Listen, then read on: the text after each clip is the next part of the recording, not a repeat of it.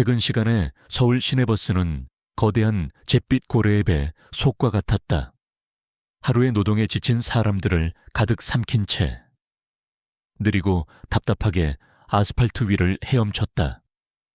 창문은 사람들의 숨결로 뿌옇게 흐려졌고 공기는 퀴퀴한 땀냄새와 피로감으로 질척였다. 이하나는 창가에 기댄 채 멍하니 밖을 내다보고 있었다. 번쩍이는 넌사인과 자동차 헤드라이트의 불빛들이 빗물처럼 창문에 흘러내렸다. 그녀의 어깨를 짓누르는 것은 낡은 가죽 가방의 무게만이 아니었다. 아침 회의에서 팀장이 자신의 디자인 시안을 마치 자기 것인 양 발표하던 모습, 다음 주까지 내야 하는 월세, 그리고 병원에 계신 어머니의 약값까지. 삶의 무게는 보이지 않는 추처럼 그녀를 자꾸만 아래로 끌어당겼다. 그녀는 가방을 고쳐 안았다. 그 안에는 밤을 새워 작업한 새로운 로고 디자인 시안이 들어있었다. 내일 아침이면 또다시 팀장의 이름으로 보고될. 그녀의 이름 없는 자식이었다. 그래도 괜찮았다. 디자인을 할 때만큼은 이 모든 무게를 잠시나마 잊을 수 있었으니까. 그것이 그녀가 버티는 유일한 방법이었다. 버스가 다음 정류장에 멈춰 섰다. 꾸역꾸역 사람들이 밀려 들어오는 와중에 유독 눈에 띄는 한 남자가 있었다. 그는 낡고 빛바랜 작업용 점퍼에 먼지투성이 청바지를 입고 있었다. 안전화는 여기저기 긁히고 닳아 있었다. 막 고된 육체 노동을 마치고 돌아가는 길인 듯. 그의 얼굴과 손에는 거뭇한 때가 묻어 있었다. 남자는 주머니를 뒤져 꼬깃꼬깃한 10,000원짜리 지폐 한 장을 버스 기색에 내밀었다. 이미 짜증이 가득한 얼굴의 버스 기사가 신경질적으로 소리쳤다. 아저씨, 잔돈 없어요. 카드 없어요. 다음부터는 1,000원짜리 좀 준비해서 다녀요. 날카로운 목소리에 버스 안의 모든 시선이 남자에게로 쏠렸다. 몇몇은 못마땅한 표정으로 혀를 찾고 대부분은 무관심한 얼굴로 시선을 돌렸다. 남자는 당황한 기색이 역력했다. 그는 어쩔 줄 몰라 하며 다시 주머니를 뒤졌지만 나오는 것이라고는 아무것도 없었다. 돈 없으면 내려요. 뒷사람들 안 보여요. 기사의 재촉에 남자의 어깨가 움츠러들었다. 그 모습을 보는 순간 하나는 자신도 모르게 자리에서 일어났다.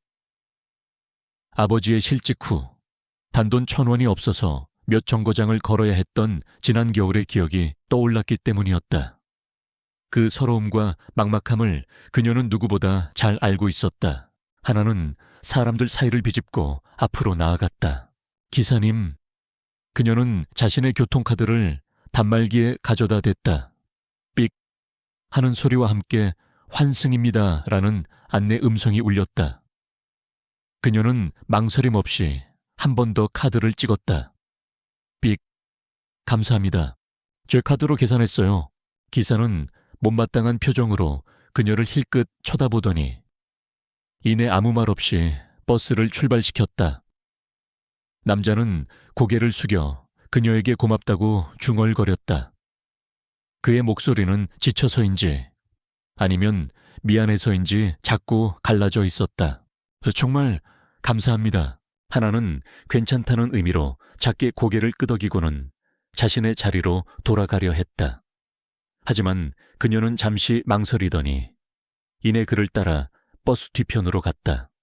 남자가 손잡이를 잡고 서자 하나는 지갑에서 10,000원짜리 지폐 2장을 꺼내 그의 손에 쥐어주었다.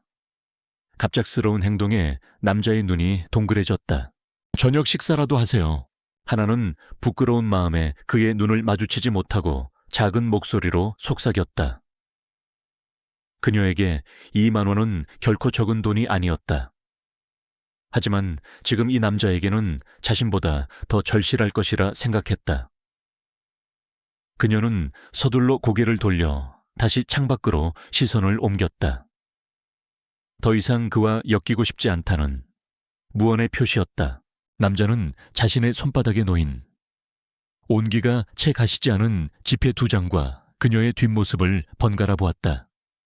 그의 이름은 강지훈. 대한민국 최고의 IT 기업 넥서스 이노베이션의 창업주의자 CEO. 그는 종종 이렇게 허름한 차림으로 세상 속을 걸어다니며 자신이 만든 기술이 사람들의 삶에 어떻게 녹아드는지, 그리고 그들의 진짜 삶은 어떤 모습인지를 관찰하곤 했다.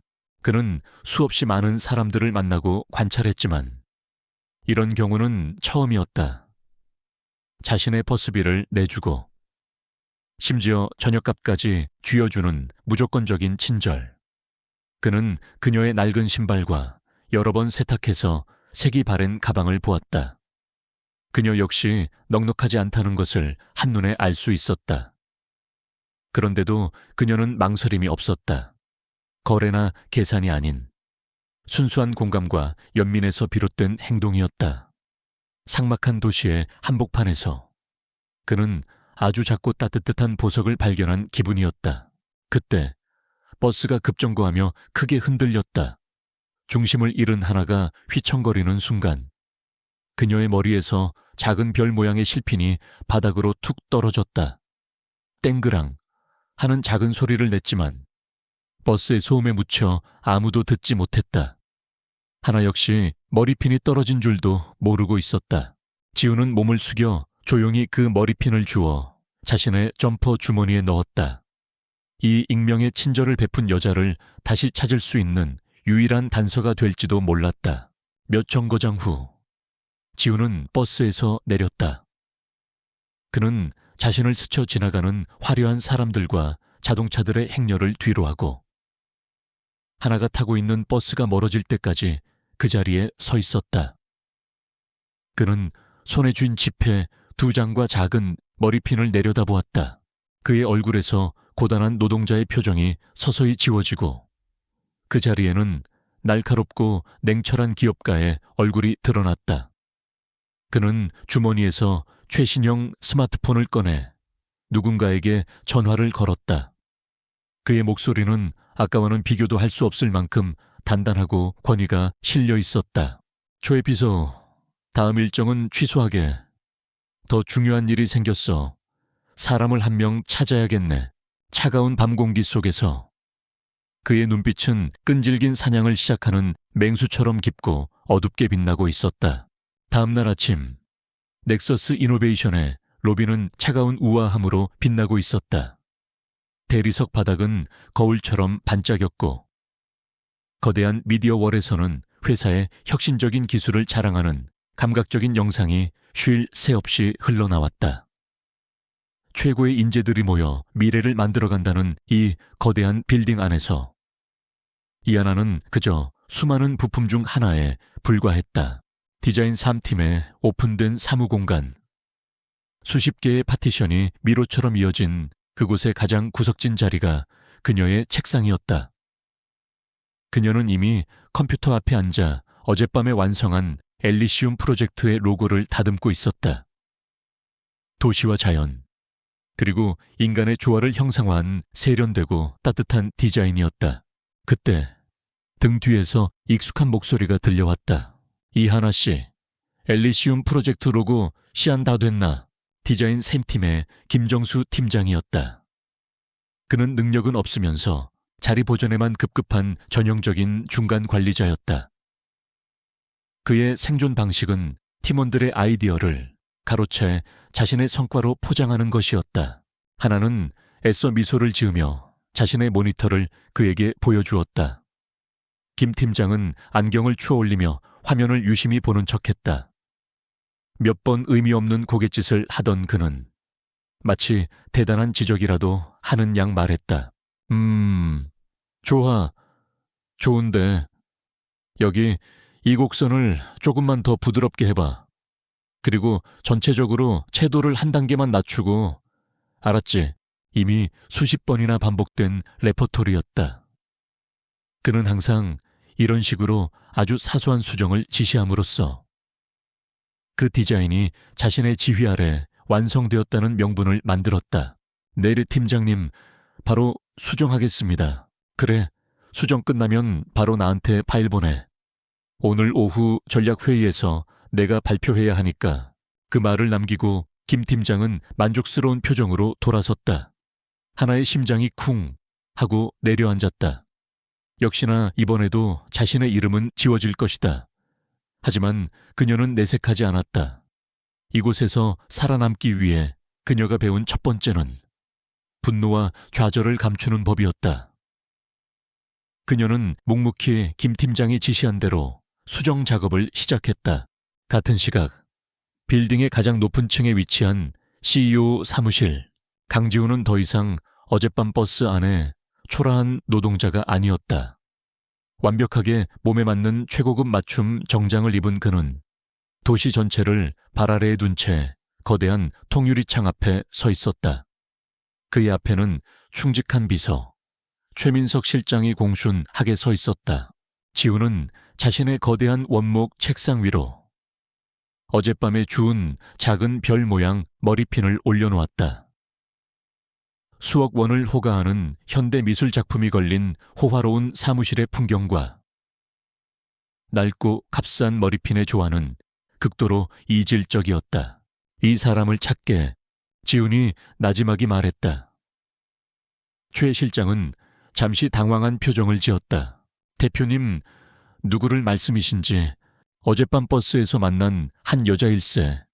우리가 가진 단서는 이것뿐이야. 지훈이 머리핀을 가리켰다. 불가능에 가까운 임무였다. 하지만 최 실장은 지훈의 충실한 그림자였다. 그는 묻지 않고 의심하지 않고 그저 수행할 뿐이었다. 베오스 내부 CCTV 영상부터 확보해서 안면 인식 기술로 검색해 보겠습니다. 최대한 조용히 진행하게. 내가 이 일을 지시했다는 걸 아무도 알아서는 안 돼. 명심하겠습니다. 대표님, 최 실장이 머리핀을 조심스럽게 챙겨들고 사무실을 나갔다. 혼자 남은 지훈은 책상에 놓인 두꺼운 보고서 뭉치로 시선을 돌렸다. 엘리시움 프로젝트 주간 보고서 바로 하나가 로고를 디자인하고 있는 넥서스 이노베이션의 차세대 신도시 개발 프로젝트였다. 보고서를 올린 사람은 전략기획실의 박성준 본부장이었다. 지훈의 미간이 미세하게 좁혀졌다. 그의 날카로운 눈은 보고서의 행간에 숨겨진 이상한 점들을 놓치지 않았다. 건설 자재 비용은 동종업계 평균보다 15% 이상 부풀려져 있었고 하청을 맡은 업체들은 실적이 전무한 신생 기업들이었다. 전형적인 페이퍼 컴퍼니를 이용한 비자금 조성 수법이었다. 또한 프로젝트 부지에 거주하는 주민들의 이주 계획은 비정상적일 정도로 공격적이었다. 정당한 보상 계획에 대한 언급은 모호했고 강제 철거를 암시하는 듯한 문구들이 곳곳에 보였다. 박성준 본부장. 그는 뛰어난 수완과 화려한 인맥을 자랑하며 회사 내에서 승승장구해 온 인물이었다. 하지만 지훈은 오래전부터 그의 야심 뒤에 숨겨진 검은 탐욕을 의심하고 있었다. 이 보고서는 그 의심이 사실일지도 모른다는 강력한 증거였다. 이것이 바로 그가 허름한 노동자 차림으로 거리를 헤매는 진짜 이유였다. 자신의 제국 가장 깊은 곳에서부터 썩어 들어가고 있는 환부를 직접 확인하기 위함이었다. 그날 오후 최 실장이 다소 상기된 표정으로 다시 CEO 사무실을 찾았다. 찾았습니다. 대표님, 버스 CCTV 영상과 저희 직원 데이터베이스를 대조한 결과 신원을 특정했습니다. 그는 지훈의 사무실 벽면에 설치된 대형 스크린의 파일 하나를 띄웠다. 화면에 나타난 것은 이하나의 인사기록 카드였다. 앳된 증명사진 아래로 소속 디자인 3팀, 직급, 그리고 주소가 적혀 있었다. 지훈의 눈이 그녀의 주소에 멈췄다. 성운구 희망동 16번지. 그곳은 바로 엘리시움 프로젝트의 1차 철거 예정 구역이었다. 엄청난 우연이었다. 어젯밤 자신에게 무조건적인 친절을 베풀었던 그 여자가 자신이 의심하고 있는 부패한 프로젝트의 희생양이 될지도 모르는 사람이었다. 이제 박성준 본부장을 향한 그의 의심은 더 이상 단순한 경영비리 조사의 차원이 아니었다. 지극히 개인적인 차원의 문제가 되어버렸다.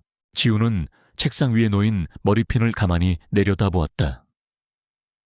이제 이것은 더 이상 단순한 친절의 증표가 아니었다. 자신의 회사가 마땅히 섬겨야 할. 그러나 박성준 같은 자들에게 착취당하고 있는 평범한 사람들을 상징하는 물건이 되었다. 초의 실장, 지훈의 목소리는 강철처럼 차갑고 단단해졌다. 특별 프로젝트 검토 회의를 하나 잡게, 주니어 디자이너 몇 명의 의견을 직접 들어보고 싶다고 하고, 디자인 3팀의 이하나 씨도 명단에 포함시키게. 그리고 이건 비공식적인 회의야. 박성준 본부장이 내가 관여하고 있다는 사실을 전혀 눈치채지 못하게 진행해. 지우는 머리핀을 손에 쥐었다. 잊혔던 작은 머리핀이 이제 거대한 부패의 사슬을 끊어낼 가장 중요한 열쇠가 되려 하고 있었다. 이하나는 자신에게 도착한 이메일을 3번이나 다시 읽었다. 발신인은 CEO 직속 비서실. 수신인 명단에는 그녀를 포함하여 각기 다른 디자인팀 소속의 주니어 디자이너 단 3명의 이름만이 적혀 있었다. 제목은 신규 프로젝트 아이디어 회의 참석 요청. 그녀를 전략 고문과의 특별 미팅에 초대한다는 내용이었다. 이게 어떻게 된 일이지? 하나는 혼란스러웠다. 그녀는 입사 후 2년 동안 단 한 번도 자신의 이름으로 이런 중요한 회의에 불려간 적이 없었다. 혹시 잘못 발송된 이메일은 아닐까? 그녀가 어깨 너머로 이메일을 훔쳐보던 김 팀장에게 묻자 그는 질투와 의심이 뒤섞인 표정으로 퉁명스럽게 말했다. 보내준 사람이 오라는데 가봐야지. 뭘 물어가서 괜히 엉뚱한 소리나 하지 말고 정신 똑바로 차려. 그녀가 혹시라도 좋은 기회를 얻을까봐 경계하는 속내가 뻔히 보였다. 하나는 무거운 마음으로 회의 장소인 35층으로 향했다. 그곳은 임원들만이 사용하는, 그녀에게는 미지의 공간이었다. 그녀가 안내받은 곳은 딱딱한 분위기의 회의실이 아니었다. 도시의 정형이 한눈에 들어오는 북유럽 스타일의 가구로 꾸며진 아늑한 라운지였다. 어젯밤 강지훈에게 전화를 받았던 바로 그 남자. 최민석 실장이 정중한 태도로 그녀를 맞았다. 이하나 디자이너님. 맞으시죠? 저는 최민석 실장입니다. 고문님께서는 곧 오실 겁니다. 잠시 앉아 계시죠. 최 실장은 그녀에게 따뜻한 차를 건네며 완벽하게 프로페셔널한 태도를 유지했다.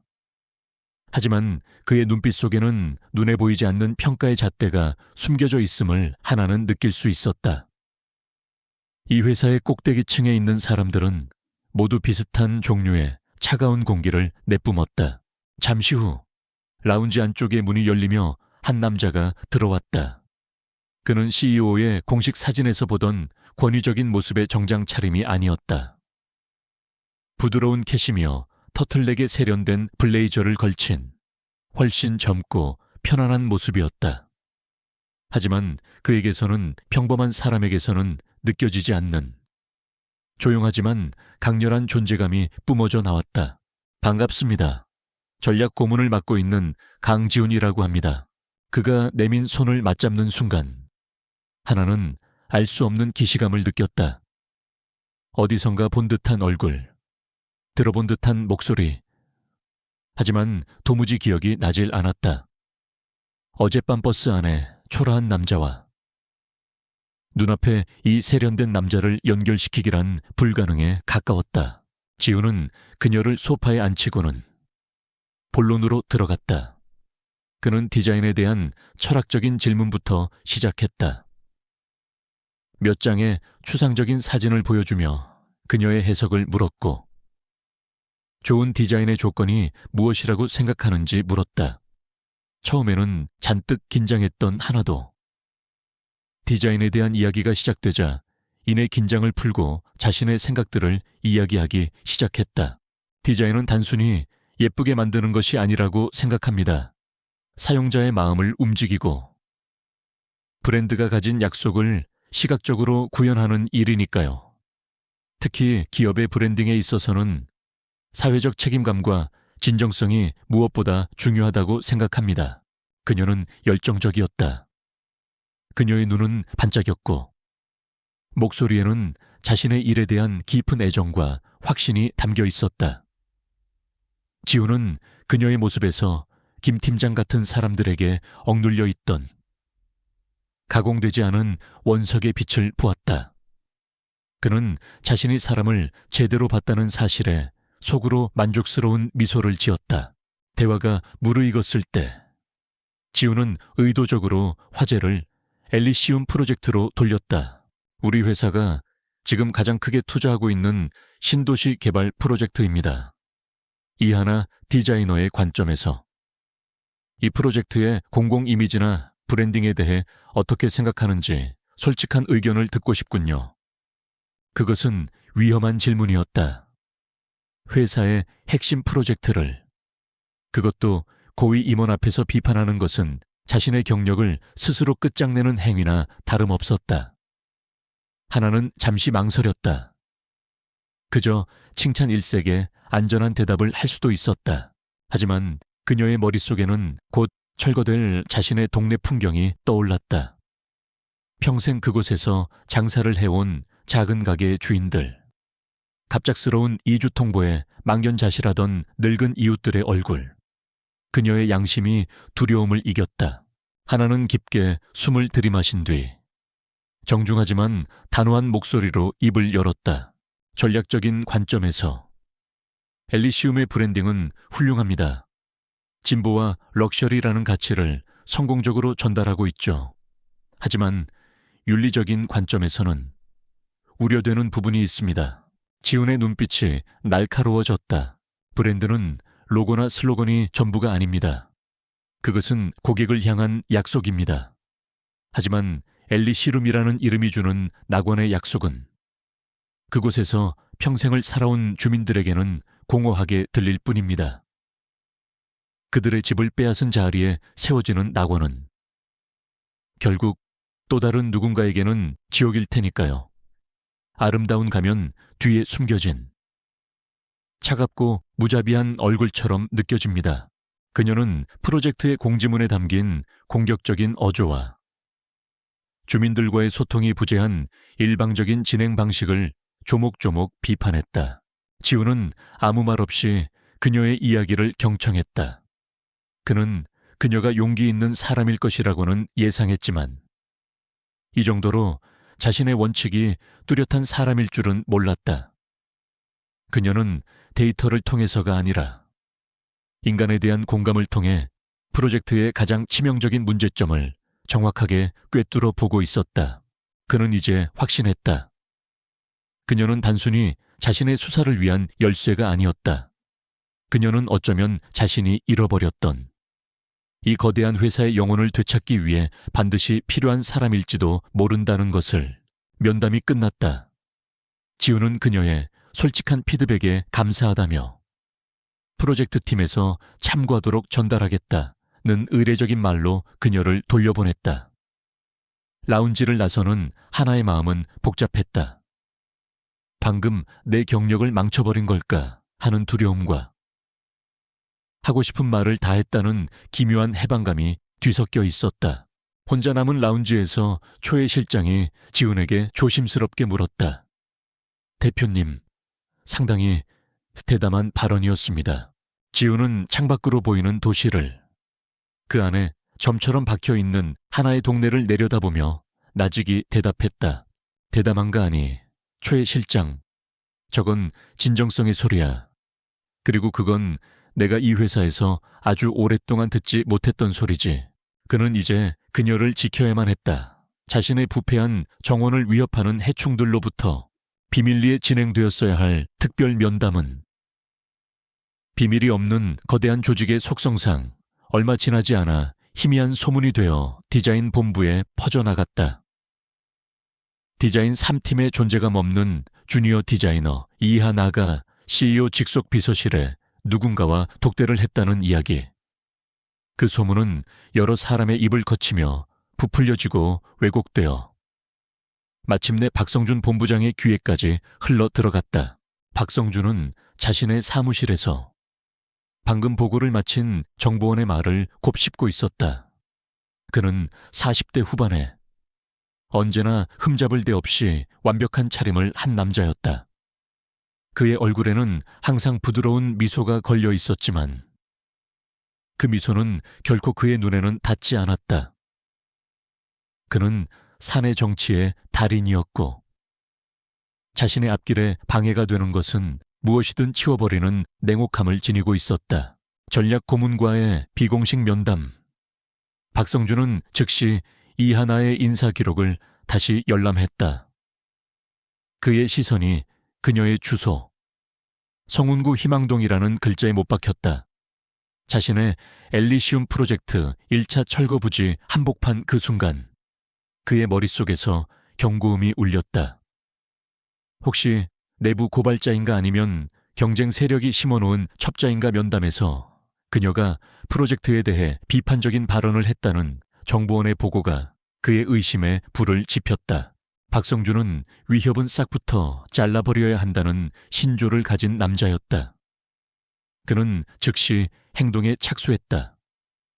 정당한 사유 없이 그녀를 해고하는 것은 불필요한 관심을 끌 수 있었다. 대신 그는 그녀의 영혼을 서서히 파괴하는 방식을 택했다. 그의 첫 번째 전화는 디자인 3팀의 김정수 팀장에게로 향했다. 김 팀장, 잘 지내는가? 그의 목소리는 꿀처럼 부드러웠다. 다름이 아니라 자네 팀의 이하나 씨에 대해 좀 우려스러운 이야기가 들려서 말이야. 당분간은 중요한 프로젝트에서 배제하는 편이 좋겠어. 잘 지켜보게. 박성준과 같은 거물급 임원의 전화에 김 팀장은 거의 기절할 듯이 놀랐다. 그는 이유를 묻지도 않고 맹목적으로 복종했다. 그날 이후 이하나는 모든 주요 프로젝트에서 제외되었다. 그녀에게 주어진 업무는 인터넷 배너 광고의 사이즈를 조절하거나 오탈자를 교정하는 것과 같은 단순하고 모욕적인 일들 뿐이었다. 변화는 즉각적이었다. 동료들은 그녀를 피하기 시작했다. 점심시간이면 함께 밥을 먹던 동료들도 이런저런 핑계를 대며 그녀를 외면했다. 그녀는 투명인간이 되었다.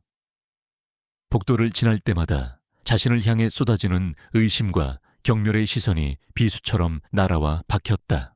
엎친 데 덮친 격으로 다른 프로젝트의 중요한 디자인 파일 하나가 경쟁사로 유출되는 사건이 터졌다. 박성준은 교묘하게 모든 정황이 그녀를 가리키도록 판을 짰다. 회사 내부 보안팀의 조사가 시작되었고 아무런 증거도 없었지만 그녀는 유력한 용의자로 지목되었다. 그녀는 범죄자처럼 취조실로 불려가 모욕적인 질문들을 받아야 했다. 하지만 하나는 무너지지 않았다.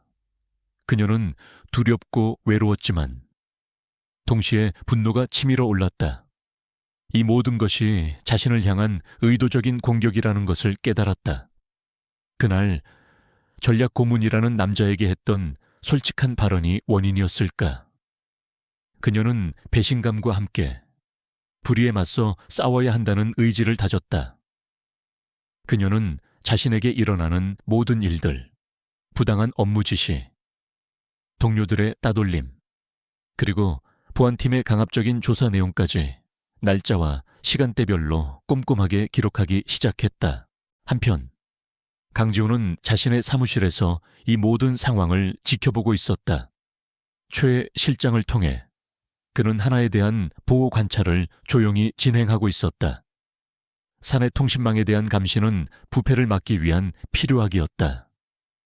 그는 그녀의 업무가 재배정되는 이메일을 보았고 박성준과 김 팀장의 통화 내용을 감청했으며 그녀를 향한 보안팀의 조사 기록까지 모두 파악하고 있었다. 박성준이 생각보다 훨씬 더 악랄한 놈이군. 지훈의 얼굴이 차갑게 굳어졌다. 이것은 단순한 사내 정치가 아니었다. 박성준은 자신의 범죄를 덮기 위해 한 무고한 직원의 인생을 파괴하려 하고 있었다.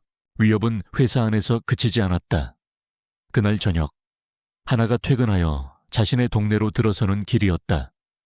어두운 골목길, 건장한 체격의 남자 2명이 그녀의 앞을 가로막았다. 그들은 그녀를 건드리지는 않았지만 위협적으로 그녀를 벽으로 몰아붙였다. 아가씨, 모르는 일에는 끼어들지 않는 게 좋아. 분수를 알아야지. 그 말을 남기고 남자들은 어둠 속으로 사라졌다. 심장이 미친 듯이 뛰었다. 회사에서의 압박이 이제 그녀의 안전까지 위협하기 시작한 것이다. 하나는 집까지 정신없이 뛰어갔다. 문을 잠그고 나서야 그녀는 주저앉아 가쁜 숨을 몰아쉬었다. 같은 시각 지훈은 그가 비밀리에 하나에게 붙여둔 경호팀으로부터 올라온 긴급 보고를 받고 있었다. 보고서에는 방금 전 그녀를 위협했던 2 남자의 사진이 첨부되어 있었다. 초의 실장은 즉시 그들의 신원을 파악했다. 그들은 넥서스 이노베이션의 직원이 아니었다. 박성준이 이용하는 건설 하청업체와 연계된 전문적으로 뒤처리를 하는 폭력배들이었다. 지훈의 얼굴에서 모든 감정이 사라지고 얼음 같은 분노만이 남았다. 선을 넘었어. 그가 최 실장에게 말했다. 박성준은 단순한 도둑이 아니었어. 약자를 짓밟는 포식자다. 이제 끝내야겠어. 하나에 대한 그의 보호 관찰은 이제 직접적인 개입으로 전환되어야만 했다. 박성준의 검은 그림자는 더 이상 그림자가 아니었다. 그것은 현실에 나타난 괴물이었다. 궁지에 몰린 쥐는 벽을 뛰어넘는다. 이하나는 더 이상 두려워하거나 좌절하며 시간을 낭비하지 않기로 결심했다. 골목길에서의 위협은 그녀의 마지막 남은 공포심마저 분노로 바꾸어 놓았다. 그녀는 더 이상 희생자가 되기를 거부했다. 그녀는 싸워야 했다. 하지만 무엇으로? 그리고 어떻게? 그녀의 유일한 무기는 자신의 능력, 즉 디자이너로서의 집요함과 섬세함 뿐이었다. 그녀는 우선 정보 유출이라는 터무니없는 누명부터 벗어야 했다. 하나는 정식 절차를 밟아 정보보안팀에 자신이 입사 후 작업했던 모든 프로젝트의 서버 기록에 대한 열람 권한을 요청했다. 표면적인 이유는 인사고과를 위한 개인 포트폴리오 정리였다. 공정한 조사의 외양을 유지해야 했던 회사 측은 마지못해 그녀에게 읽기 전용 권한을 부여했다. 그 기록 노총에는 그녀가 김 팀장의 지시로 잠시 참여했다가 배제되었던 엘리시움 프로젝트의 초기 자료들도 포함되어 있었다.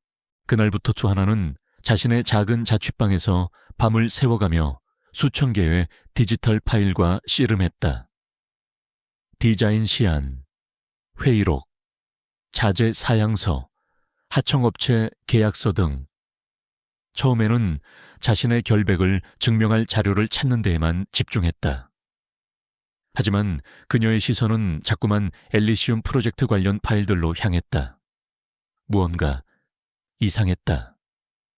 디자이너로서의 직감이 뇌 속에서 경고 신호를 보내고 있었다. 그녀의 눈은 보통 사람들이 보지 못하는 미세한 불일치를 포착하는 데 특화되어 있었다. 정렬, 일관성, 그리고 디테일. 그녀는 계약서 파일과 설계 도면 파일을 나란히 화면에 띄워놓고 비교하기 시작했다. 그리고 마침내 거대한 사기극의 실마리를 발견했다. 박성준 본부장이 최종 승인한 하청업체 계약서. 거기에는 모든 건축 자재가 최고급 프리미엄 제품으로 명시되어 있었다. A등급 고장력 철근, 이탈리아산 최고급 대리석, 친환경 단열재. 당연히 책정된 비용은 터무니없이 높았다. 하지만 그녀가 초기에 브랜딩 작업을 위해 참고했던 상세 건축 설계 도면과 스타3D 렌더링 데이터는 다른 이야기를 하고 있었다. 설계 도면의 기술 사양서에는 모든 자재가 평범한 중간 등급의 제품으로 기재되어 있었다. 하중 계산 수치, 렌더링에 사용된 자재의 질감 데이터까지 모든 것이 훨씬 저렴한 비용의 건축 계획을 가리키고 있었다. 온몸에 소름이 돋았다. 회계 담당자라면 부풀려진 예산에 의문을 가졌을 것이다. 건축 엔지니어라면 기술 사양서의 등급을 파악했을 것이다. 하지만 계약서의 글자와 설계 도면의 데이터를 동시에 비교하고 그 불일치를 간파할 수 있는 사람은 두 가지 자료를 모두 다루는 디자이너인 그녀뿐이었다. 레역셔리 신도시는 서류 위에만 존재했다. 막대한 자금을 횡령하기 위해 만들어진 허상이었다. 실제로는 저급 자재로 지어질 부실 공사가 예정된 유령 도시에 불과했다. 하나는 미친 듯이 관련 파일들을 파고들었다. 그녀는 박성준이 최종 결제하기 전에 초기 프로젝트 제안서를 찾아냈다. 그곳에는 합리적인 예산과 그에 맞는 중간 등급의 자재 사양서가 첨부되어 있었다. 그런데 박성준이 최종 승인한 버전에서는 설계 도면은 그대로인 채 예산과 계약서 부분만 교묘하게 바뀌어 있었다. 그는 회사가 지불하는 최고급 자재 비용과 실제로 투입될 저급 자재 비용의 차액 전체를 빼돌릴 거대한 비자금 파이프라인을 설계한 것이었다. 모든 퍼즐 조각이 맞춰졌다. 엘리시움 프로젝트를 둘러싼 모든 의문이 풀렸다. 박성준이 왜 그렇게 무리하게 철거를 밀어붙였는지, 그리고 왜 자신의 프로젝트에 의문을 제기한 그녀를 이토록 잔인하게 짓밟으려 했는지, 하나는 떨리는 손으로 마우스를 내려놓았다. 이것은 자신의 개인적인 문제를 아득히 뛰어넘는 거대한 기업 범죄였다. 그녀는 어쩌면 이 회사의 CEO조차 찾고 있었을지도 모르는 결정적인 증거를 손에 쥐고 있었다. 심장이 격렬하게 뛰었다. 극심한 공포와 함께 이상한 해방감이 동시에 밀려왔다. 그녀는 이제 더 이상 무력한 피해자가 아니었다. 그녀의 손에 모든 것을 터뜨릴 수 있는 폭탄이 들려 있었다. 이제 무엇을 해야 하는가? 누구를 믿어야 하는가?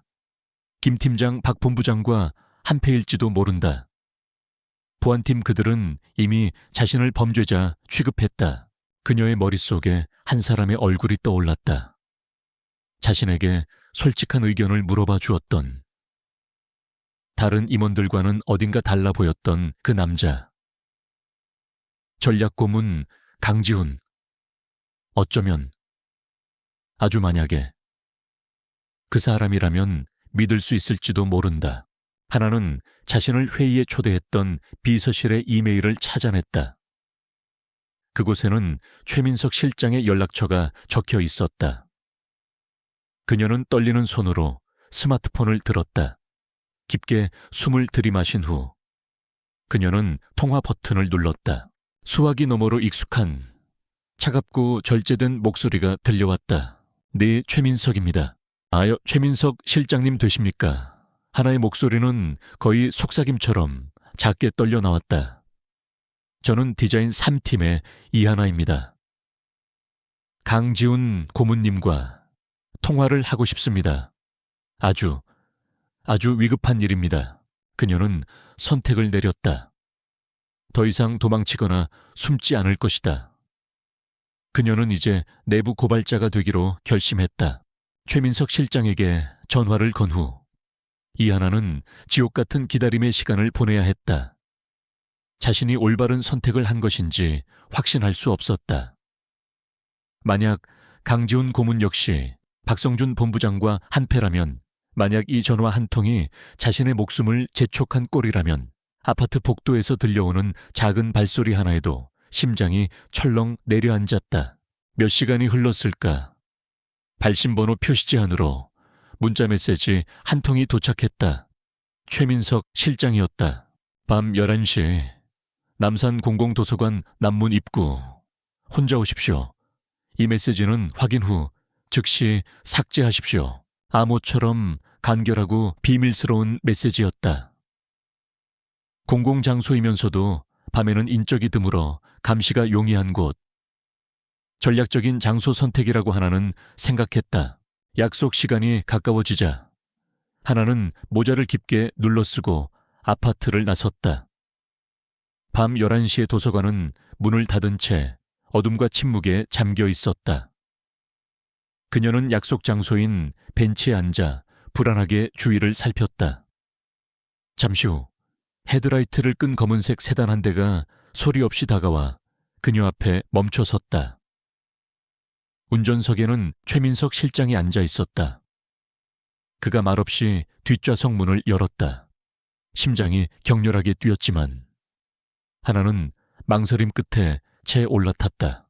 자동차 내부는 고급스러우면서도 절제된 디자인이었다.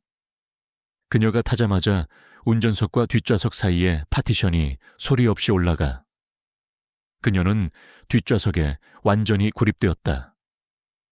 차는 한동안 일부러 길을 우회하며 달렸다. 미행을 따돌리기 위한 주도면밀한 움직임이었다. 마침내 차가 멈춘 곳은 도시의 야경이 한눈에 들어오는 인적이 끊긴 한적한 장소였다. 파티션이 다시 소리 없이 내려갔다. 그리고 조수석에 앉아있던 남자가 몸을 돌려 그녀를 바라보았다. 강지훈이었다. 와줘서 고맙습니다. 이하나 씨, 그의 얼굴을 확인하는 순간 하나의 머릿속이 하얗게 비어버렸다. 면담을 했던 전략 고문, 그리고 며칠 전 버스에서 만났던 남루한 차림의 그 남자, 전혀 다른 두 사람의 이미지가 눈앞의 한 남자에게서 겹쳐지며 거대한 혼란을 만들어냈다. 당신은 버스에서 만났던 그분, 그리고 고문님. 지우는 희미하고 지친 미소를 지었다. 여러 개의 모자를 쓰고 있습니다. 하지만 오늘 밤 중요한 것은 제 진짜 모자겠지요. 그는 잠시 말을 멈췄다가 이내 입을 열었다. 저는 넥서스 이노베이션의 대표 강지훈입니다. 하나의 세상이 무너지는 듯했다. 배신감, 혼란, 그리고 충격. 억만장자 CEO가 버스에서 허름한 노동자 행세를 했다고, 자신을 정체를 숨긴 채 면담했다고, 이 모든 것이 잔인한 장난이란 말인가. 지우는 그녀의 혼란을 꿰뚫어 본 듯 차분하고 진솔한 목소리로 설명하기 시작했다. 자신이 왜 위장을 하고 세상 속을 다니는지, 박성준 본부장을 왜 오랫동안 의심해왔는지, 그리고 그녀가 면담에서 보여주었던 용기 있는 비판이 자신에게 어떤 확신을 주었는지. 그는 그녀의 첫 번째 친절히 자신을 움직였다는 이야기는 애써 감추었다. 아직은 사적인 감정보다 공적인 목표가 우선이었다. 그의 진심 어린 눈빛과 설명에 하나의 충격은 서서히 이해로 바뀌기 시작했다. 그녀는 어쩌면 상상도 못했던 가장 강력한 아군을 만난 것일지도 모른다는 생각이 들었다. 그렇다면 이걸 보셔야 합니다. 하나는 마음을 굳히고 자신이 가져온 태블릿 PC를 켰다. 그녀는 자신이 발견한 자료들, 부풀려진 계약서와 실제 기술 사양서의 비교 데이터를 그에게 보여주었다. 그녀는 디자이너 특유의 정밀함으로 모든 불일치 지점들을 조목조목 짚어가며 설명했다. 지우는 화면에서 눈을 떼지 못했다. 이것이야말로 그가 그토록 찾아 헤매던 스모킹 건. 박성준을 단번에 무너뜨릴 수 있는 결정적인 증거였다. 그는 그녀의 분석 능력과 용기에 진심으로 감탄했다. 이하나 씨, 당신은 정말 엄청난 일을 해냈습니다. 그의 목소리에는 존경심이 담겨 있었다. 하지만 그로 인해 당신은 스스로를 아주 위험한 상황에 빠뜨렸습니다. 박성준은 당신을 영원히 침묵시키기 위해서라면 무슨 짓이든 할 겁니다. 그가 그녀의 눈을 똑바로 바라보았다. 이 일을 끝내기 위해 당신의 도움이 필요합니다. 하지만 이건 명령할 수 없는 일입니다. 직원의 의무를 넘어서는 일이고 목숨이 위험할 수도 있는 일입니다. 저를 도와 그를 폭로해 주시겠습니까? 하나는 태블릿 PC의 화면과 눈앞의 CEO를 번갈아 보았다. 두려움은 여전했다. 하지만 이제 그 두려움 위로 거대한 사명감이 자리 잡고 있었다. 이것은 더 이상 그녀 자신의 누명을 벗는 것만의 문제가 아니었다. 자신의 동네와 박성준에게 고통받은 모든 사람들을 위한 정의의 문제였다. 긴 침묵 끝에 그녀는 그의 강렬한 시선을 피하지 않고 고개를 끄덕였다. 네, 그녀의 목소리는 작았지만 그 어느 때보다 단단하고 명료했다. 하겠습니다. 잠든 도시가 내려다 보이는 차 안에 고요한 침묵 속에서 고군분투하던 디자이너와 억만장자 CEO의 누구도 상상하지 못했던 동맹이 조용히 결성되었다. 이제 방역이 시작될 터였다. 강지훈이 마련한 안전가옥은 최첨단 기술로 요새화된 외부 세계와 완벽히 단절된 공간이었다. 거대한 스크린에는 박성준의 자금 흐름과 그가 이용하는 유령 회사들, 그리고 사내 조력자들의 관계가 복잡한 거미줄처럼 펼쳐져 있었다. 이하나는 자신이 발견한 것이 거대한 빙산의 일각에 불과했음을 깨달았다. 강지훈, 이하나, 그리고 최민석 실장, 세 사람으로 이루어진 비공식 태스크포스는 이제 방역을 위한 작전 회의에 돌입했다. 박성준은 돈 냄새를 맡는 하이에나 같은 놈입니다. 지훈이 입을 열었다. 그의 목소리는 차갑고 분석적이었다. 그의 과거 범죄를 추적하는 것만으로는 부족합니다. 꼬리를 자르고 빠져나갈 겁니다. 우리가 그의 눈앞에서 스스로 새로운 범죄를 저지르도록 판을 짜야 합니다. 그의 시선이 하나에게로 향했다. 이하나 씨, 당신이 디자이너로서 박성준 같은 인간의 탐욕을 자극할 가장 완벽한 미끼를 만든다면 그건 어떤 형태여야 할까요? 모두의 시선이 그녀에게 집중되었다. 이것은 더 이상 지시를 받는 직원이 아닌 작전의 핵심 설계자로서 그녀의 능력을 묻는 질문이었다. 하나는 잠시 생각에 잠겼다가 이내 확신에 찬 목소리로 자신의 아이디어를 펼쳐놓기 시작했다. 단순히 가격이 싼 공급업체로는 부족합니다. 그의 의심을 살 거예요. 미끼는 합법적이고 독점적이며 아주 긴급한 기회처럼 보여야 합니다. 그녀는 자리에서 일어나 스크린 앞으로 걸어 나갔다. 유선, 실체가 없는 해외 공급업체를 하나 만들어야 합니다.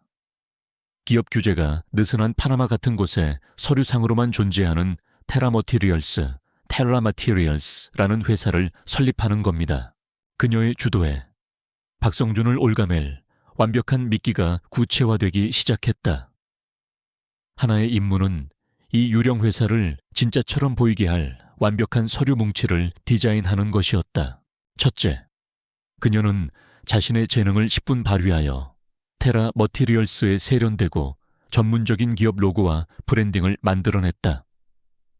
둘째, 그녀는 박성준이 현재 횡령에 이용하는 최고급 자재보다 등급은 약간 낮지만 가격은 파격적으로 저렴한 가상의 자재 카탈로그를 제작했다. 모든 기술 사양과 데이터는 실제처럼 보이도록 정교하게 조작되었다. 셋째, 그녀는 위조된 품질, 인증서와 테스트 보고서까지 완벽하게 디자인했다.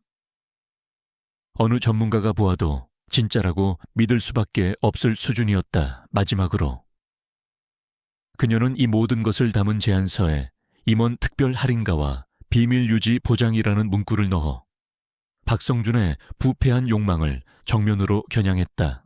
하나가 미끼를 만드는 동안 지훈과 초회 실장은 작전의 판을 깔았다.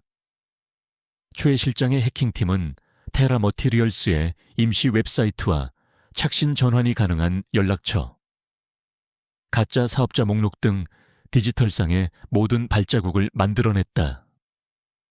지훈은 자신의 개인 자금을 동원해 파나마의 테라 머티리얼스 명의의 계좌를 개설했다. 박성준이 보낼 계약금을 받을 준비를 마친 것이다. 그 거래 내역 자체가 박성준의 횡령 시도를 증명할 빼도 박도 못하는 증거가 될 터였다. 안전 가옥의 밤은 깊어졌다. 세 사람은 며칠 밤낮으로 함께 일했다. 지훈은 명령에만 익숙했던 자신의 스타일과 달리 하나의 창의적이고 전략적인 사고에 의지하는 자신을 발견하며 놀랐다. 하나는 언제나 무시당하기만 했던 자신의 의견이 존중받고 자신의 능력이 작전의 핵심이 되는 경험을 통해 잃어버렸던 자신감을 되찾아가고 있었다. 한 번은 지훈이 밤을 새우는 그녀를 위해 조용히 커피를 타주었고 또 한 번은 하나가 지훈이 미처 생각하지 못했던 계획의 허점을 날카롭게 지적해 그를 감탄시키기도 했다. 그들 사이에는 단순한 CEO와 직원의 관계를 넘어 서로를 신뢰하는 동지애가 싹트고 있었다. 마침내 예술 작품처럼 완벽하게 만들어진 환상, 테라 머티리얼스의 제안서가 완성되었다. 이제 미끼를 던질 시간이었다. 최 실장은 재무팀의 중간 간부 중 평소 욕심이 많고 박성준 본부장의 정보원 노릇을 하는 인물을 특정했다. 그는 그 간부가 들을 수 있도록 복돼서 다른 요원과 함께 테라 머티리얼스라는 놀라운 신규 업체에 대한 이야기를 일부러 흘렸다. 그리고 그 간부의 동선에 맞춰 제안서가 담긴 USB를 실수로 떨어뜨렸다. 며칠간 숨막히는 침묵이 흘렀다. 하나는 다시 넥서스 이노베이션의 책상으로 돌아가 아무것도 모르는 척 평범한 업무를 보는 연기를 해야 했다. 지훈 역시 CEO로서의 일상적인 업무를 수행했지만 그의 모든 신경은 보이지 않는 낚싯대의 끝에 매달려 있었다. 그리고 마침내 그날 저녁 지훈의 사무실 문이 조용히 열리고 최 실장이 들어왔다. 그의 얼굴에는 희미한 미소가 걸려 있었다. 대표님, 그가 짧고 간결하게 보고했다. 미끼를 물었습니다. 방금 박성준 본부장이 파나마 계좌로 거액의 자금을 이체했습니다. 덫이 발동했다. 하이에나는 냄새를 맡고 움직이기 시작했다. 이제 그들은 완벽하게 그를 자신들의 통제에 두게 되었다. 강지훈은 넥서스 이노베이션의 모든 이사들과 핵심 임원들에게 긴급 이사회 소집을 통보했다. 공식적인 안건은 엘리시움 프로젝트 예산 및 일정 긴급 재검토. CEO가 직접 주재하는 갑작스러운 회의 소집에 회사 전체가 긴장감에 휩싸였다. 하지만 박성준 본부장은 자신만만했다. 그는 이 회의가 자신을 위한 무대가 될 것이라고 확신했다. 테라 머티리얼스라는 히든 카드를 손에 쥔 지금 그는 프로젝트의 예산을 절감한 유능한 경영자로서 자신의 입지를 더욱 공고히 다질 생각이었다. 절감된 예산의 차액을 고스란히 자신의 주머니로 가져올 달콤한 계획은 이미 세워둔 후였다. 그는 마치 개선 장군처럼 위풍당당하게 최상층의 이사회 회의실로 들어섰다. 회의실은 그 위용만으로도 사람을 압도하는 공간이었다. 거대한 마호가니 테이블 주위로 회사의 가장 강력한 인물들이 무거운 표정으로 앉아 있었다. 강지훈은 테이블 상석에서 그 어떤 감정도 읽을 수 없는 평온한 얼굴로 회의 시작을 기다리고 있었다. 그럼 엘리시움 프로젝트의 진행 상황에 대해 박성준 본부장께서 직접 보고해 주시죠. 지훈의 말이 떨어지기 무섭게 박성준은 자신감 넘치는 태도로 자리에서 일어났다. 그는 화려한 언변으로 프로젝트의 장밋빛 미래를 설파했다.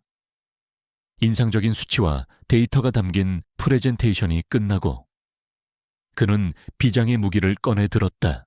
그리고 아주 기쁜 소식이 있습니다. 그는 의기양양하게 회의실을 둘러보며 말했다. 제가 개인적인 노력을 통해 아주 획기적인 신규 자재 공급업체를 발굴했습니다. 테라 머티리얼스라는 곳인데 이 업체를 통해 기존 자재의 품질을 유지하면서도 비용은 30% 가까이 절감할 수 있게 되었습니다. 이는 우리 프로젝트의 수익률을 극대화시킬 엄청난 기회입니다. 그는 하나가 디자인한 완벽하고 세련된 테라 머티리얼스의 제안서를 화면에 띄웠다. 몇몇 이사들의 입에서 감탄사가 흘러나왔다. 박성준은 자신감의 절정에 서 있었다. 그는 이 방안의 모든 사람을 완벽하게 속였다고 믿었다. 그의 발표가 끝나자 지훈은 박수를 보내는 대신 조용하고 나직한 질문을 던졌다. 박 본부장, 그 테라 머티리얼스라는 업체의 신뢰성에 대해 정말로 확신하십니까? 박성준은 코웃음을 쳤다. 물론입니다. 대표님, 제가 직접 모든 것을 검토하고 확인했습니다. 지훈은 천천히 고개를 끄덕였다. 좋습니다. 그렇다면 그 검토 과정에서 이루어진 통화 내용을 한번 들어보는 것도 괜찮겠군요. 지훈이 최민석 실장에게 눈짓했다. 박성준의 의기양양한 프레젠테이션이 떠있던 거대한 스크린이 오디오 파형이 그려진 화면으로 바뀌었다. 최 실장이 재생 버튼을 눌렀다. 회의실 전체에 박성준의 목소리가 울려 퍼졌다. 그가 테라 머티리얼스의 담당자 국정원의 위장 요원이었다와 통화한 내용이 적나라하게 흘러나왔다. 공식 계약서에는 원래 가격을 명시하고 차액 30%는 별도의 계좌로 보내주시면 됩니다. 제 개인적인 컨설팅 비용이라고 생각하시면 편하겠군요. 회의실은 물을 끼얹은 듯 조용해졌다. 박성준의 얼굴에서 핏기가 사라졌다. 그는 당황하여 말을 더듬었다. 이건 조작입니다. 저를 음해하려는 음모입니다. 하지만 지훈은 아직 끝나지 않았다는 듯 차갑게 말을 이었다. 조작이라고요? 그럴 수도 있겠지요. 그렇다면 이건 어떻습니까? 스크린의 화면이 다시 한번 바뀌었다. 이번에 나타난 것은 하나가 만든 분석 자료였다.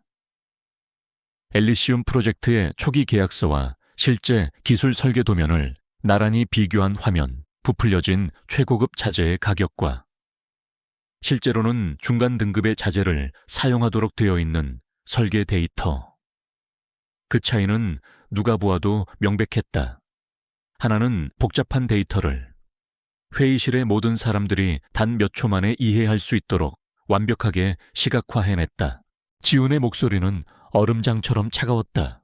박 본부장은 지난 몇 달간 회사에는 최고급 자재 비용을 청구하면서 실제로는 기준 미달의 자재로 도시를 지을 계획을 세웠습니다. 당신은 단순히 돈을 훔친 것이 아닙니다. 자신의 탐욕을 위해 미래에 그곳에 살게 될 수천 명의 목숨을 담보로 잡은 겁니다. 당신이 파나마의 새로운 친구들에게 송금한 그 돈이 우리가 필요했던 마지막 증거였습니다. 게임은 끝났다. 박성준은 그대로 의자에 주저앉았다. 완벽한 패배였다. 그와 결탁했던 이사들은 애써 그의 시선을 피하며 자신과 선을 그으려 했다. 지훈은 자리에서 일어섰다. 그의 권위는 절대적이었다. 먼팀, 그의 부름에 문 밖에서 대기하고 있던 보안 요원 2명이 들어왔다. 박성준 본부장을 밖으로 안내해 그의 모든 접근 권한을 즉시 차단하고 지금 이 시간부로 전략기획실에 대한 특별 내부 감사에 착수하도록. 보안 요원들에게 끌려 나가던 박성준은 증오로 가득 찬 눈으로 지훈을 노려보았다. 회의실이라는 체스판 위에서 벌어진 게임은 완벽한 체크메이트로 끝이 났다. 이제 진짜 대가를 치를 시간이 다가오고 있었다. 박성준이 경호원들에게 끌려나간 후 이사회 회의실은 거대한 폭풍이 휩쓸고 지나간 듯한 혼돈에 휩싸였다. 일부 이사들은 창백한 얼굴로 어쩔 줄 몰라 했고 다른 이들은 자신의 결백을 증명하려는 듯 다급하게 웅성거렸다. 강지훈은 그 모든 혼란의 중심에서 마치 태풍의 눈처럼 고요하게 서 있었다. 그는 회의실을 지배하는 침묵을 깨고 얼음처럼 차가운 목소리로 선언했다. 회의는 아직 끝나지 않았습니다. 모든 시선이 그에게로 향했다. 여러분께서 방금 목격한 것은 문제의 끝이 아니라 해결의 시작입니다. 그는 자신과 외부 회계법인이 이끄는 비상윤리위원회에 즉각적인 출범을 발표했다. 그리고 이번 사태에 직간접적으로 연루된 모든 임직원들을 지위 고하를 막론하고 발본색권하여 처벌할 것임을 천명했다. 썩은 부인은 오늘 여기서 모두 도려낼 겁니다.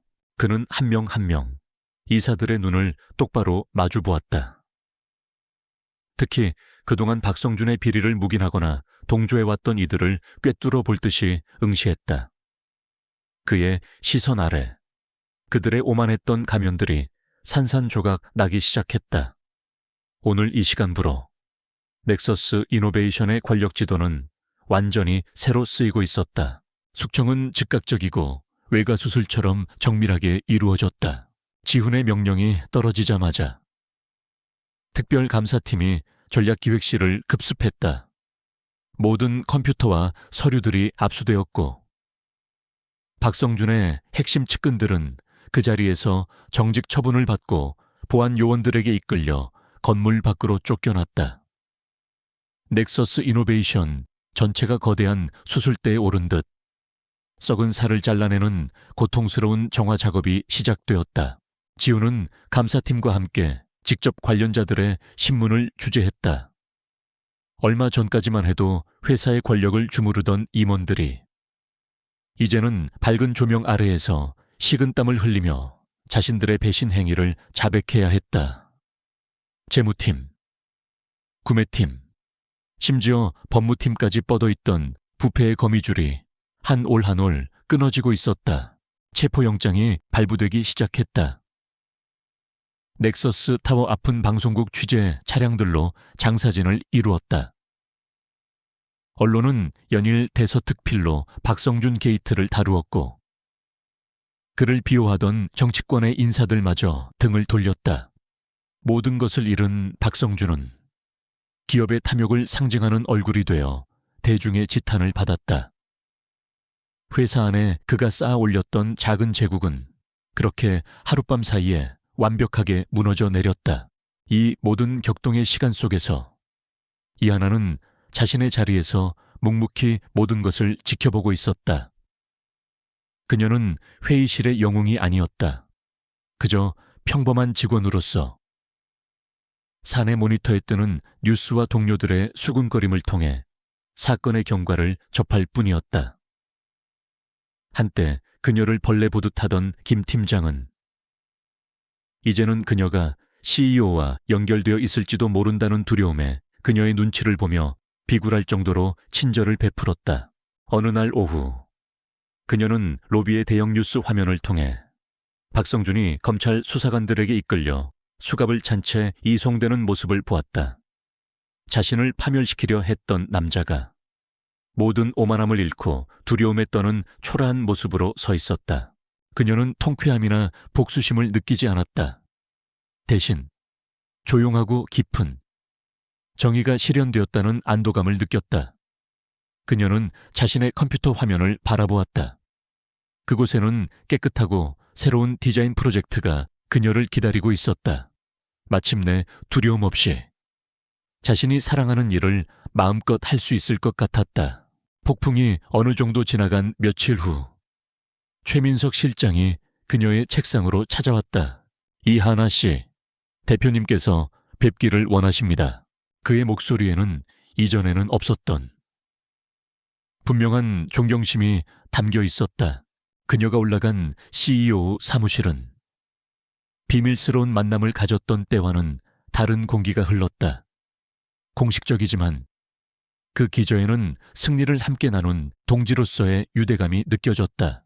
지훈은 창가에 서서 도시를 내려다보고 있었다. 그가 그녀를 향해 몸을 돌렸다. 이것을 보여주고 싶었습니다. 그는 창밖을 가리켰다. 엘리지움 프로젝트는 전면 재검토에 들어갔습니다. 이하나 씨가 제안했던 윤리적인 피드백을 바탕으로 기존 거주민들을 최우선으로 고려하는 새로운 계획을 수립 중입니다. 더 이상 강제적인 철거는 없을 겁니다. 그가 진심 어린 눈으로 그녀를 바라보았다. 당신은 단순히 범죄자 한 명을 폭로한 것이 아닙니다. 이하나 씨, 당신은 하나의 공동체를 구했고 이 회사가 존재하는 진짜 이유가 무엇인지를 다시 일깨워 주었습니다. 지우는 그녀에게 승진을 제안했다. 단순한 직급 상승이 아니었다. 그가 오직 그녀를 위해 신설하는 부서, 사회적 가치 디자인팀의 팀장직이었다. 앞으로 넥서스의 모든 프로젝트가 윤리적이고 인간 중심적으로 진행되도록 감시하고 방향을 제시하는 막중한 책임이 따르는 자리였다. 그것은 그녀의 재능뿐만 아니라 그녀의 진정성에 대한 최고의 인정이었다. 하나는 벅차오르는 감정을 누르며 조용하지만 단호한 존엄으로 제안을 받아들였다. 그녀는 살아남은 것을 넘어 승리했고 이제 세상을 바꿀 수 있는 위치에 서게 되었다. 부패한 제국의 몰락은 더 희망찬 새로운 시작을 위한 밑거름이 되었다. 몇 달의 시간이 흘렀다. 폭풍이 지나간 넥서스 이노베이션은 놀라운 속도로 안정을 되찾았다. 강지훈의 결단력 있는 개혁 아래 회사는 썩은 부위를 도려내고 새로운 살을 채워나가고 있었다. 이하나는 새로 신설된 사회적 가치 디자인팀의 팀장으로서 바쁜 나날을 보내고 있었다. 탁 트인 전망과 자유로운 분위기를 가진 그녀의 새 사무실은 과거의 억압적인 디자인 3팀과는 모든 것이 달랐다. 그녀와 그녀의 팀원들은 엘리시움 프로젝트에서 희망타운 프로젝트로 이름이 바뀐 신도시 개발 계획의 리브랜딩 작업을 맡고 있었다. 그녀의 디자인에는 더 이상 거짓된 화려함이 아닌 사람에 대한 따뜻한 애정과 진정성이 담겨 있었다. 동료들은 그녀를 존중했고 그녀의 아이디어는 온전히 그녀의 이름으로 세상에 빛을 보았다. 그녀는 마침내 자신의 자리에서 자신의 목소리를 내고 있었다. 어느 날 저녁, 그녀가 퇴근을 위해 가방을 챙기고 있을 때 짧은 문자 메시지 한 통이 도착했다. 강지훈이었다. 그 사건 이후로 그가 보낸 첫 번째 사적인 메시지였다. 오늘 저녁 바쁘십니까? 아래층에서 뵙지요. 하나는 로비로 내려가며 당연히 검은색 세단이 자신을 기다리고 있을 것이라 생각했다. 하지만 그녀의 눈에 들어온 것은 넥서스 타워 앞에 버스 정류장에 홀로 서 있는 강지훈의 모습이었다. 그는 CEO의 갑옷 같은 정장이 아닌 편안한 면바지에 스웨터를 입고 있었다. 버스에서 처음 만났던 그날의 모습과 어렴풋이 닮아 있었지만 훨씬 더 깨끗하고 부드러운 인상이었다. 그의 어깨를 짓누르던 권위의 무게가 사라진 편안한 한 남자의 모습이었다. 그녀가 다가가자 그가 부드럽게 미소 지었다.